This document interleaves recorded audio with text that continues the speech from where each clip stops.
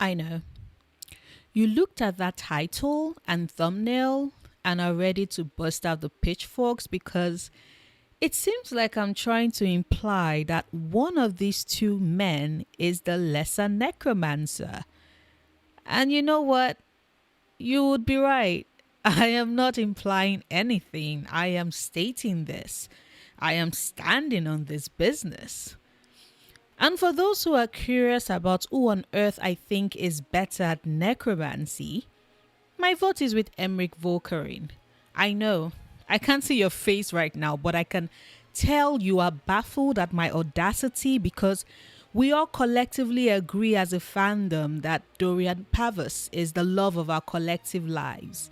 He's cultured, he's funny, he's snarky, is a great friend to the Inquisitor and an amazing love interest if you choose to romance him, especially because of how his romance plays out and the representation that is this beautiful, powerful man dealing with homophobia back home and deciding to set up for himself because he refuses to live a lie and would rather live his own truth. It's a decision which leads him to joining the Inquisition because he wants to do good by the world. Dorian Pavus is an amazing character, but I personally don't think he's as amazing a necromancer. That honor goes to Emmerich Volkarin. And for those who are curious about how I can make this claim, especially considering that majority of us still haven't played Dragon Age the Veilguard yet, and so we haven't actually met Emmerich, I'll just say please keep watching and let me know in the comments when you finish this video if you think I have a point or not. Now, I'm pretty sure that I've made it clear on my channel that your girl is a big BioWare fan. They've been able to feed my fantasy and sci-fi loving heart to a T, and they've been doing so for almost a decade now. And one thing I keep saying about these games is that BioWare is incredible at writing characters who feel real, who have motivations and flaws, and who you connect with on a very personal level. BioWare characters exist in a class of their own in my book because we can spend years, the fandom has spent years exploring these characters, talking about them, trying to figure out what makes them tick and why we just can't get them out of our brains.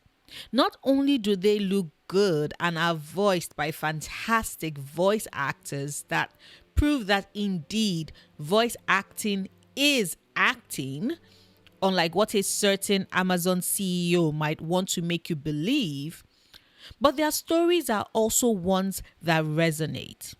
Whether it is a young boy caught in a political struggle that saw him handed over to the chantry and was the path to him becoming a Grey Warden, or a former slave eager to see other slaves like himself free so no one else has to undergo what he was made to, who is touch averse as a result of that trauma, and who we get to know over the course of the game and fall in love with. Or a woman who is desperate to have order restored because she's aware that when people feel threatened at the thought of an oppressed group fighting for their freedom, the first people they wield their weapons over are often other members of said oppressed group, who have to bear that burden of being scapegoated to uphold institutions of power. Yes, I am someone who likes Vivienne and understands why she's the way she is, even if I don't necessarily agree with her methods. Sue me. But you get my drift. Often, BioWare characters are written as people with their own intricate history that our player character navigates as we build friendships and sometimes romances with them. They exist as their own persons outside of just being characters that are there for our warden, our commander, our orc, our rider, our inquisitor, and soon our rook to romance. And personally for me, that's why the change that has been done with Emmerich, I think, is one that is to be lauded and appreciated. What do I mean by that? Easy. The Necromancer specialization for the mage class was introduced officially in Dragon Age Inquisition. Prior to that, we got mage classes that the player could spec and build to dish out damage or healing as preferred. Like we did see Quentin use some necromancy as a blood mage, but it wasn't until Inquisition that we saw it spelled out fully and clearly as a specific path that can be undertaken by our Inquisitor and is given to Dorian Pavus, he who calls forth the dead and uses their power to afflict the living. Yes, I love using Walking Bomb with Dorian, and that enhanced Walking Bomb ring, my precious. But see, something about IGN's companion video where they had the interview with Corinne Bush and she was talking about each of the companions, of course, stuck with me. Especially when she got to talking about Emmerich, because truly she's right about that. Often when people think necromancy, the immediate visual that pops into our head is the wailing of spirits and ghosts that have been stirred. The air is filled with malice and pain and anguish and agony of the undead who are refused the finality of death, who do not get to rest in peace. That is what we think of when we imagine the Necromancer. As someone who has Weiwuzian from Moza and Tongsu's Moda Azushi as one of my absolutely favorite characters of all time, he who is the yelling patriarch who plays the flute and calls on the spirit of the dead to use their agony and pain to fight for his cause and sometimes theirs. I have a clear idea of the sort of terror that one often associates with necromancy. It's a scary thought being able to wield power that can have someone living fighting the reanimated corpse of a father they buried several years prior, for example. And sure, we don't really get that level of terror with Dorian in Inquisition, except for our unfortunate enemies, because I spammed blinding terror like no man's business and had a blast with it. But Dorian as a necromancer, especially with when we use his powers in battle, does feed into that. And so for Corinne to mention that the team's plan is to turn that on its head, it made me very happy as someone who has quite the fascination and has been fascinated for a while with the concept of death. I blame it on the fact that I did read the Sandman comics when I was a teenager, and Death of the Endless owns my soul and was instrumental in helping me process the pain and grief of losing my stepfather at 22. Side note, fuck Neil Gaiman. There's a lot that has come out recently about him being sexually exploitative of young fans and women who he owed some power over that just makes me fuck. That is one of my favorite stories, and to know that the person who created it did that, fuck. But yes, back to necromancy. I've always been fascinated by the concept of death, and I've also been drawn to the idea of necromancers who control the dead. And even though Weiwuzian from Moda Azushi, also called the Grandmaster of Demonic Cultivation, even though technically that translation is wrong because Weiwuzian cultivates the ghost path, not the demonic path. But alas, even the book title is a commentary on how his society loves to twist what he stands for as a character to fulfill their own selfish desires because they are threatened by his righteousness, his power, and unfortunately his ego in his previous lifetime. Which, did I just use style to plug in one of my favorite books? Yes, I did. But I digress. This isn't a video about one of my absolutely favorite books. It is instead about what is most likely going to be one of my absolutely favorite video games when released. But what they both have in common is the subject of necromancy. Because sure, Weiwuzian wields the dead in battle, but outside of it, he reveres them, he honors them. It is his desire to see them find peace, find their vengeance, find whatever they need to soothe them, and then send them on their way so they aren't bound to the earthly realm by unfulfilled desires and the pain of being unable to move on. That is the true work of a necromancer. And that is what, from what we got of Corinne's interview with IGN, Emmerich is going to be about. Like she said, with Emmerich, there's a reverence for the dead, a unique relationship with death. death has shaped him as a character and has quite the influence on all aspects of his life. Hell, he has a wisp that has been infused into a skeletal body and thus a son that he is training to experience life and grow. Like the interview says, with Emmerich, we get to see this character who has learned about the circle of life and death, and that is what has made him a necromancer. And from what we got with the interview, being a necromancer is more than just Emmerich's specialized class. It's more than just how he goes into battle.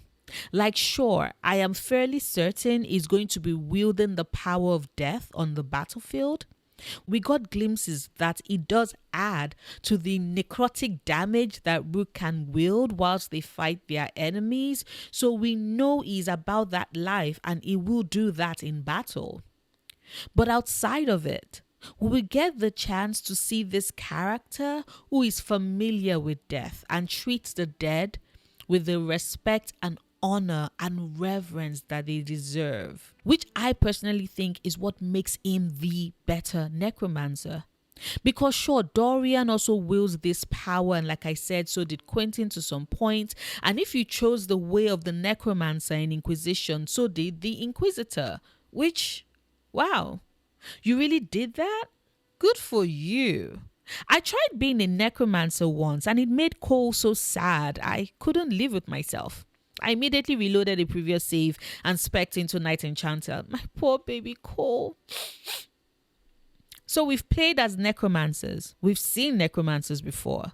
But I dare say Dragon Age the Veilguard is the first time we're actually going to really understand what it truly means to be a necromancer. What that path looks like. What is expected of you, the toll it wrings from you, the kindness it demands of you. Because yes, I do think that it makes perfect sense that Corinne states that Emmerich is a kind character. You have to be kind to want to help those who have nothing really of value to give you in return. I mean, they are dead. What payment can the dead give that you can utilize in the land of the living? You have to be kind to do your best for souls who have passed or on their journey to the world, the veil beyond. You have to be kind, yes, but not a fool. And you also have to be selective of who you're kind to. I will not be surprised if Emmerich is a companion who is kinder to the dead than he is to the living. It would make so much sense. And as someone who plans to have Emmerich be my first romance, because yes, I intend to sink in hours, in the thousands, the 10 of thousands into this game. I shall know every corner and crevice of what makes Veilguard Veilguard, and I will romance every single companion multiple times because I love them all. I still can't believe BioWare is forcing us to choose only one. BioWare, why? But seriously though, I think the interview and the direction with which they are taking Emmerich's calling, because that is what it is. That's what it feels like. Necromancy, unlike the other mage specialization, feels like a calling to something more. And having Emmerich have that specialization makes such a stark contrast with how Dorian approaches it in Inquisition. Because maybe I've forgotten, and if anybody remembers, please let me know in the comments. But I'm fairly certain that Dorian doesn't really ever mention what necromancy, what that specialization specifically means to him, why he is drawn to it. It tells us about his life. It tells us about his family, about the burden and toll of being a gay man who is expected to carry on the legacy of House Pavus and the betrayal of his father trying to change him for his sexuality. It tells us about his friendship and mentorship with Alexius and with Felix. It tells us about everything, but says absolutely nothing about being a necromancer. Even Vivienne speaks to us about being a Knight Enchanter, And honestly, Solus keeps talking about the fade. So I already thought he had gone over and beyond and didn't really notice until much later that we didn't get tips on what it means to be a rift mage from him.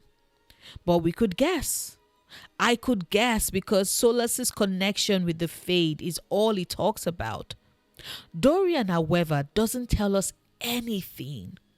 All we get for all the specializations, if you play as a mage inquisitor, is a book with a recorded experience of a mage of that specialization talking briefly about it, and that's all. We don't really explore things. We don't really get why Dorian chose that as a specialization. Because clearly, outside of Solus, Vivian and Dorian had to be trained specifically for their specialization. So why doesn't Dorian talk to us about it? And as someone who has said it on this channel that I have obsessive tendencies and special interests, and I love characters who do the same. Hi, Solus. I wanted that. I wanted Dorian to not just talk about Tevinter and their history and the enslaved elves, which my Lavellan was judging him for big time. I wanted him, in addition to opening up to us about why he left home and us helping him reconnect with his father, even as we told him that we are proud of him for living his truth and refusing to be anything but who he is. A part of me wish we could ask him how he got interested in wielding power over the dead. Was he scared the first time? Did the dead bring him comfort? Did they speak to him? How close are they to the spirits we got to talk with? Because it would have been great to see how different they are. How spirits from the fade differ from the spirits of the dead. Like, imagine if that had been explored and we're able to bring Dorian to Crestwood. Cole gets to focus on the shape of the guilt of the mayor, which I love you, baby boy. Don't ever change. But really, take Cole to Crestwood if you haven't yet, and bring Solus too.